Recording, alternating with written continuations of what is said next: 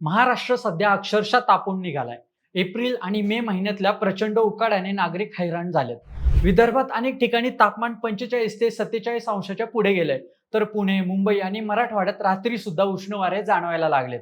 घरात पंखे, cooler, AC सुरू असूनही लोकांना आराम मिळायचा बंद झालेला. एल निनोच्या प्रभावामुळे यंदाचा उन्हाळा आणखी तीव्र झाला आणि उष्णतेच्या लाटेमुळे नागरिकांच्या आरोग्यावरही परिणाम होऊ लागला. त्यामुळे लोक आता फक्त एका गोष्टीची वाट पाहू लागले, मान्सूनची. पण आता हवामान विभागाच्या ताज्या अंदाजामुळे मोठा दिलासा मिळण्याची शक्यता निर्माण झाली. कारण यंदा मान्सून वेळेआधीच भारतात दाखल होऊ शकतो आणि जूनच्या पहिल्या आठवड्यात महाराष्ट्रातही दमदार पावसाची सुरुवात होण्याचे संकेत मिळतात. कोकण, मुंबई, पुणे, विदर्भापर्यंत पावसाची चाहूल लागणार का? एल निनो असूनही महाराष्ट्रात चांगला पाऊस पडणार का? आणि यंदाचा मान्सून नेमका कधी धडकणार, याबद्दलची सविस्तर माहिती जाणून घेऊया या व्हिडिओच्या माध्यमातून.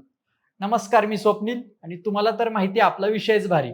यंदाच्या उन्हाळ्याने अवघ्या महाराष्ट्राला अक्षरशः होरपळून काढलं असून प्रत्येक जण आभाळाकडे डोळे लावून पावसाची वाट पाहत आहे. गेल्या काही महिन्यांपासून प्रशांत महासागरातील एल निनोच्या प्रभावामुळे तापमानाचा पारा 42 ते 45 अंशाच्या पलीकडे गेला असून अनेक भागात भीषण पाणी टंचाई आणि दुष्काळ सदृश परिस्थिती निर्माण झाली.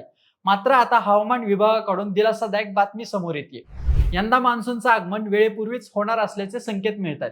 यामुळे होरपळणाऱ्या महाराष्ट्राला लवकरच थंडावा मिळणार आहे. हवामान तज्ज्ञांच्या मते अरबी समुद्रात आणि हिंदी महासागरात बदलणारी वातावरणीय स्थिती मान्सूनच्या प्रवासाला वेग देणारी ठरत आहे.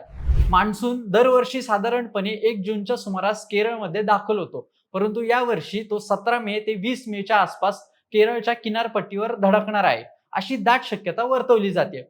भारतीय हवामान विभागाने दिलेल्या माहितीनुसार मान्सूनचे दक्षिण बंगालच्या उपसागरात आणि अंदमान निकोबार बेटांवर आगमन होण्यासाठी पोषक स्थिती निर्माण झाली असून 20 मेच्या आसपास तो या भागात पोहोचू शकतो. जेव्हा मान्सून अंदमानात वेळेवर किंवा वेळेआधी येतो, तेव्हा तो केरळ आणि पर्यायाने महाराष्ट्रातही लवकर दाखल होतो, असा आजवरचा अनुभव आहे.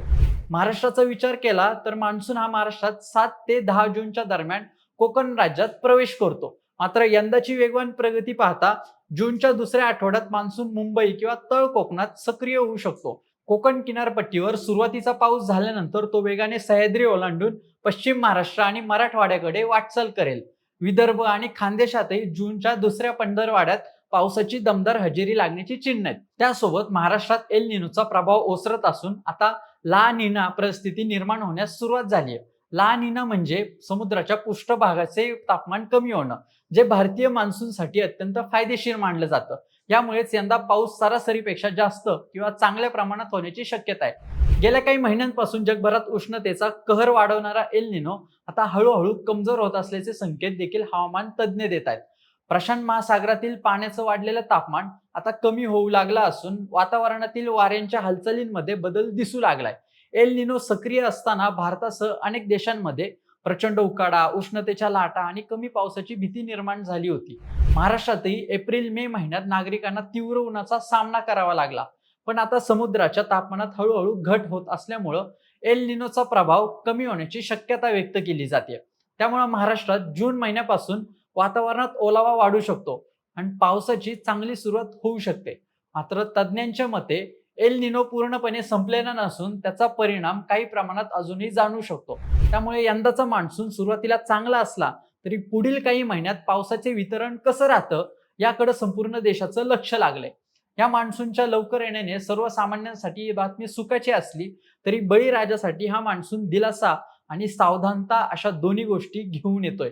उन्हाळ्यातील तीव्र उष्णतेमुळे जमिनीतील ओलावा पूर्णपणे संपलेला आहे आणि भूजल पातळी खालावलेली आहे. अशा परिस्थितीत वेळेवर किंवा वेळेआधी येणारा पाऊस हा शेतीसाठी अमृत ठरणार आहे. खरीप हंगामाच्या पूर्वतयारीला आता वेग येणार असून शेतकऱ्यांना पेरणीसाठी नियोजन करणं सोपं होणार आहे. विशेषतः मराठवाडा आणि विदर्भातील कोरडवाहू शेतकऱ्यांसाठी हा पाऊस वरदान ठरेल. विहिरीतील पाणी पातळीत वाढ झाल्यामुळे पिण्याच्या पाण्याचा प्रश्न देखील सुटेल आणि जनावरांच्या चाऱ्याची टंचाई देखील दूर होऊ शकते. मात्र कृषी तज्ज्ञांनी शेतकऱ्यांना एक महत्त्वाचा सल्ला दिलाय. मान्सून लवकर येतोय म्हणून घाईघाईने पेरणी करू नये. जमिनीचा खालचा थर किमान 75 ते 100 मिलीमीटर पावसाने ओला झाल्याशिवाय पेरणी करणं हे धोक्याचं ठरू शकतं. जर सुरुवातीला पाऊस पडला आणि त्यानंतर मोठी उघडीप मिळाली तर दुबार पेरणीचं संकट ओढवू शकतं. त्यामुळे हवामान खात्याचा अंदाज घेऊनच वापसा झाल्यावर पेरणी करण्याचा सल्ला दिला जातोय. यंदा कापूस, सोयाबीन आणि तुरीच्या उत्पादनात चांगली वाढ होईल अशी आशा व्यक्त केली जाते, कारण सुरुवातीचा ओलावा पिकांच्या मुळाच्या वाढीसाठी पोषक असतो. एकूणच निसर्गाची ही बदलती चक्र पाहता यंदाचा मान्सून महाराष्ट्राच्या अर्थव्यवस्थेला आणि शेतीला नवी उभारी देणारा ठरणार आहे. एल निनोच्या उष्ण लहरींनी जी दहशत निर्माण केली होती ती आता पावसाच्या पहिल्या सरींसोबत धुवून निघणार आहे. धरणांमधील पाणीसाठा निचांकी स्तरावर पोहोचलेला असताना वेळेआधी येणारा पाऊस शहरी आणि ग्रामीण अशा दोन्ही भागातही नागरिकांच्या मनावर गारवा फुकण्याचं काम करेल. आता सर्वांना प्रतीक्षा ही आहे की मृग नक्षत्राच्या पावसाची, जो महाराष्ट्राच्या मातीला सुगंध देऊन हिरवाईने नटवेल. बाकी मंडळी, या लवकर येणाऱ्या मान्सून बद्दल तुम्हाला काय वाटतंय हे आम्हाला कमेंट करून सांगा आणि आमच्या विशेष भारी चॅनलला सबस्क्राईब करायला विसरू नका. धन्यवाद.